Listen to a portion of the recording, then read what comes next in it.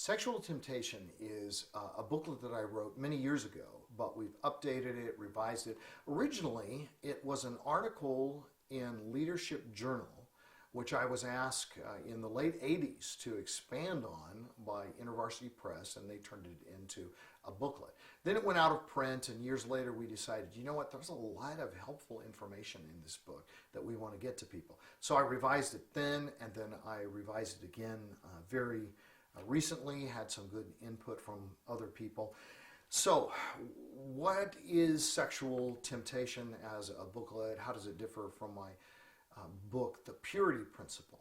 Well, the Purity Principle gets into quite a bit more detail. Sexual temptation was originally designed for Christian workers, we'd say, pastors, missionaries, people in full-time ministry. I expanded it a bit so it really relates to everybody, but it still addresses those highly specific issues that involve people in Christian ministry. And it emphasizes the fact that we are all subject to temptations and that we're on Satan's hit list and that he wants to destroy the message of Jesus Christ that we are to be bringing to people through corrupting our personal lives and through basically setting us on the shelf. We no longer have credibility because our lives are characterized by sexual impurity. Either people will find out about it and no longer trust us and believe what we say, or maybe they won't find out about it, but God knows, and God is not going to put his blessing and his power on a ministry, for instance, a pastor who speaks against sexual impurity on Sunday mornings, but on Saturday night was looking at internet pornography. So certainly there are issues related to our marriages that I deal with in the book.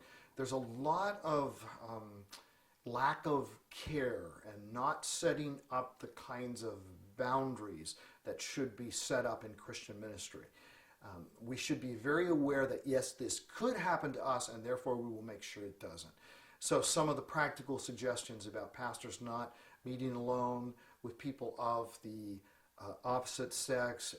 If you are in a room with somebody, the door is ajar, there's a window, other people are around, never in an office by yourself, not going out to meals just one-on-one with someone, a woman who's not your wife, or if it's a woman in ministry with a man who's not your husband. Not just so that things will look better. There is that. I mean, we should be concerned to a certain extent about appearances, but the most important thing is the reality.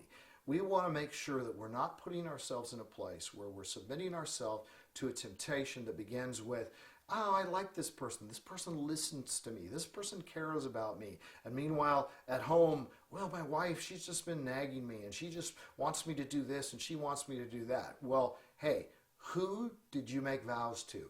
You made vows to this woman. Don't start comparing her to other people and getting your strokes from other people and then having your heart drawn away. These are some of the many, many things I talk about in the Sexual Temptation booklet.